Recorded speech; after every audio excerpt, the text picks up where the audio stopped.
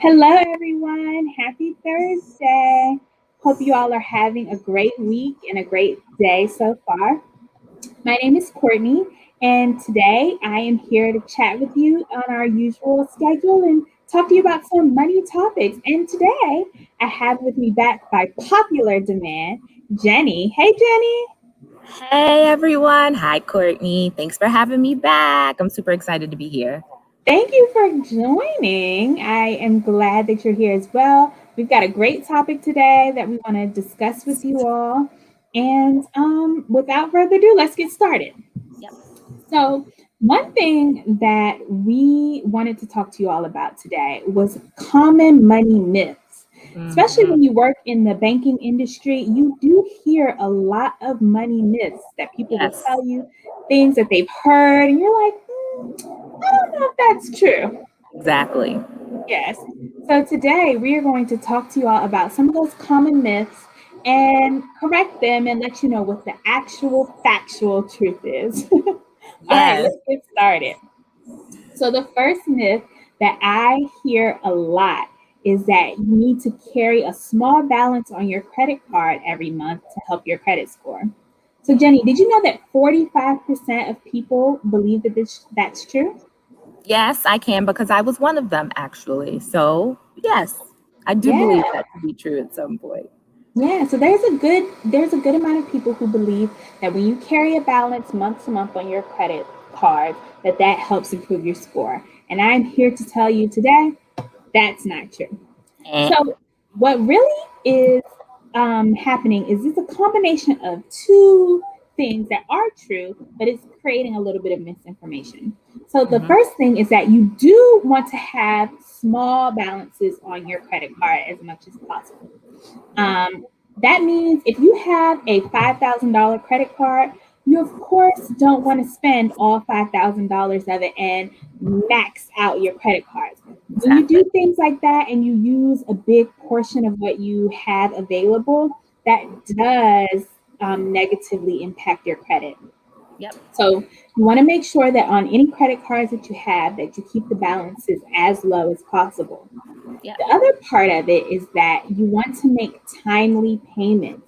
And that includes, if you feel like it or if you're able to, paying your balance off completely. You do not have to have a balance every month. If you do have a balance, that's fine, as long as you're making those on time monthly payments. Yep. Typically, the rule of thumb that you all may hear about or hear floating around is having no more than 30% on Mhm. that balance that's due. So, keeping that balance as low as possible and making those monthly payments, like Courtney said, that is what is most important to do because we want to, at the end of this, become what? Debt free. Nobody wants to be in debt forever. So let's pay these balances down as quickly as possible. Yes, Right? exactly. Yeah. So, what's another myth that you've heard about money, Jenny? Well, the myth that I have, and right now we're in an all-time high as far as homes are being sold. The market right now is very, very saturated, and the cost of purchasing a home is at an all-time high. The myth that is going around, however, is that renting is just throwing money away. I think this myth really applies to the person who it's fitting for because it may not necessarily be a situation in which it's you throwing money away. Mhm. Um, the things that you have to think about is that being a homeowner is not a makeup and breakup type of situation. It's a long-term commitment, which means that you're looking at 15, 30, maybe even sometimes 40 years plus. So if you are thinking about purchasing a home or not, just understand that this is not something that is for short term. This is something that's going long term, right? Yes. The other thing that you want to think about is the responsibility of purchasing a home.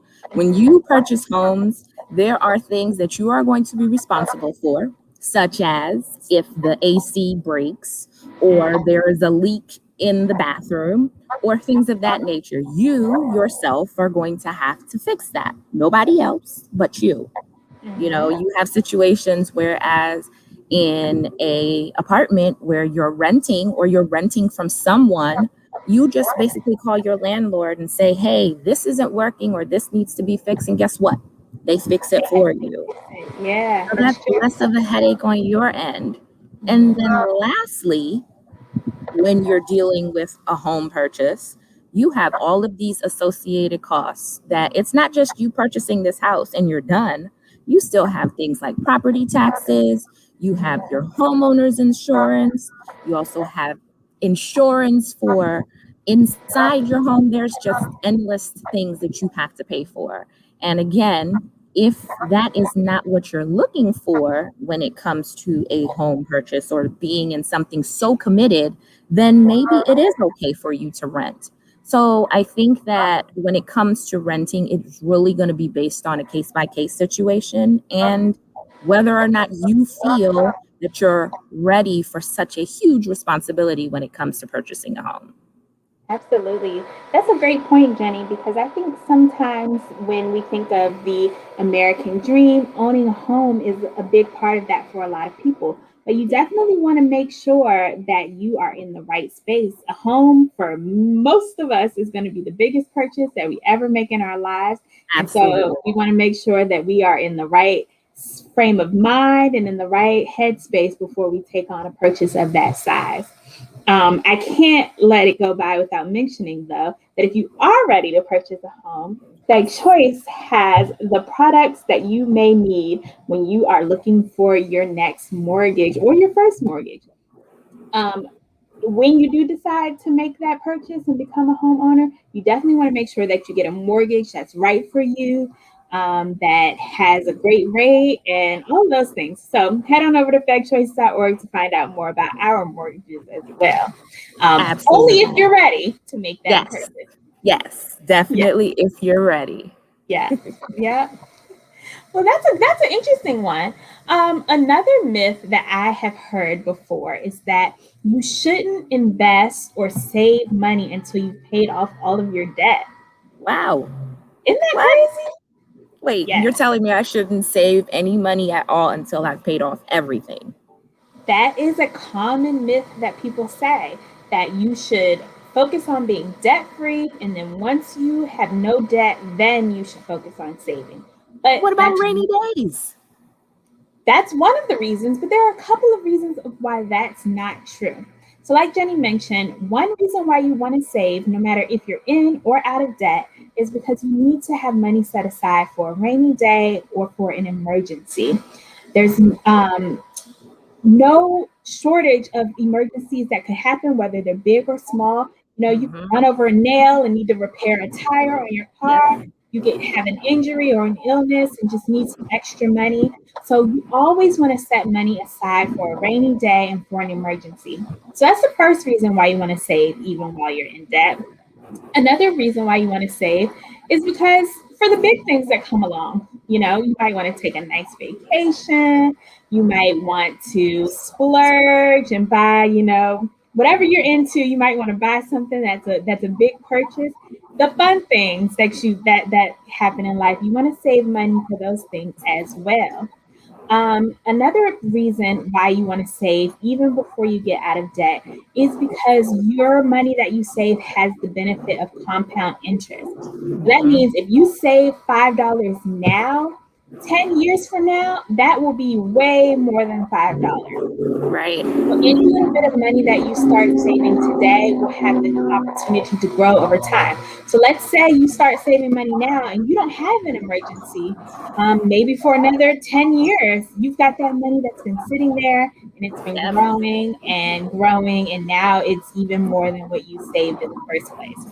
So, what you should do is instead of waiting until you pay off your debt completely, is create a plan and a budget that allows you to save and set some money aside every month or every paycheck, and also pay off your debt in a timely manner. If you need any assistance with paying off your debt or creating a budget, you can come to us again at Fed Choice. We have financial experts at GreenPath that can help you with that and help you create a budget and a new plan. Yep. Fed Choice is your one-stop shop for One stop everything. shop, yes. The other thing is too, you always want to save with those secret accounts. Sometimes we have to hide stuff from ourselves. So putting money aside in those secret accounts and forgetting about it, you'll be surprised when you have to go look at it and you're like, oh my gosh, I have all this money set aside. So yeah, debt-free and savings is the way that we want to go. Absolutely. So I have this final myth that I have to tell you about, and this one has been itching me so badly. What is it? Did you know that 21% of people believe that they should not start saving for retirement under the age of 40? Oh, wow. Yes, No, that's a big myth, right? yes, that's a huge myth. Okay, so how you want to think about it is like this, right? If you are saving or you begin to start saving at the age of 40, that is X amount of years from when you do retire that you have to catch up to get to that magical number, whatever amount that is that you set aside for yourself. So think about it in this terms. The earlier that you start saving, the less strain that you're putting on yourself to reach that magical number. So start saving as early as possible, because guess what? The earlier, the less that you have to come out of pocket to help you save, and it doesn't seem like such a strain, right? The other thing is nowadays we have employers that have what is called the match program. And if you're not familiar with what a match program is that whatever amount that you are depositing into your retirement, typically your employer will match that. So that is free money that your employer is providing to you to help you save for your retirement. So you're saving and they're saving for you. So you'll get to that number even quicker. Don't wait. Start saving for retirement now, because you don't want to wait until the last minute and then you're like, oh my gosh, I'm going to have to work 20 more years to get to that number that I need to. All fun and no play. And then what is it? Time flies when you're having fun. So you're working all these years, you're having fun, save the money so that when it comes time for you to relax, relate, and release, you can do that worry-free. Yes, absolutely. That's a really interesting myth as well. I didn't know that over 21% of people believe that that was true. Yeah. But now that we've set the record straight, if you're not already saving for retirement, you should go ahead and get started. Now. Yep. So those are some money myths that we wanted to share with you all. Let us know in the comments, what are some money myths that you've heard? Or a common thing about money that you've heard and you're not sure if it's true or not. We'll be going through the comments and answering and letting you know whether it's fact or fiction, or if it's one of those things that it depends on the individual person. Yep. Also, this is a regular series on our website. So if you want to learn about even more money myths, you can visit us online at fedchoice.org and scroll on down to the news section. And we talk about different myths every so often, just so that you can, kind of correct some of the things that you may have heard over the years that aren't necessarily true. Absolutely. Yes.